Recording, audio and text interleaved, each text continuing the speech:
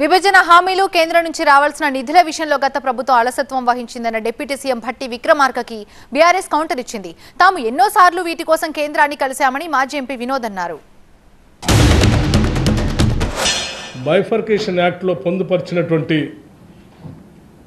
హక్కుల్ని గత ప్రభుత్వం 10 సంవత్సరాలుగా తాత్సర్యం చేస్తూ కేంద్రం నుంచి తీసుకొని రావాల్సినటువంటి కొన్ని ముఖ్యమైన అంశాలని తీసుకొని రాలేకపోయింది. దయచేసి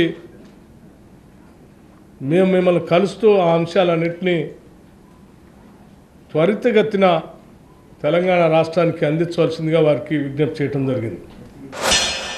నిన్న మా పైన మీరు ఆరోపణ చేసేందుకు నేను వివరణంగా ప్రెస్ మీట్ పెట్టా. సాత్సార్యం చేసిండ్రు, నిర్లక్ష్యంగా ఉన్నారు, బీజేపీ పైన ఒత్తిడి తీసుకురాలేదన్నట్టు మీరు చెప్పుకొచ్చారు. నిన్న కేసీఆర్ గారు 10ల సంఖ్యల సార్లు తిరిగి తిరిగి తిరిగి యాసకొచ్చి ఇక కలుసుడు బంద్ చేస్తాం. అసలు విషయం చెప్తున్నాను మీకు. ఎన్నిసార్లు తిరుగుతారు ఒక ముఖ్యమంత్రి గారు? తిరిగి తిరిగి తిరిగి యాసకొచ్చి ఇంకా కలుసుడు బంద్ చేస్తాం.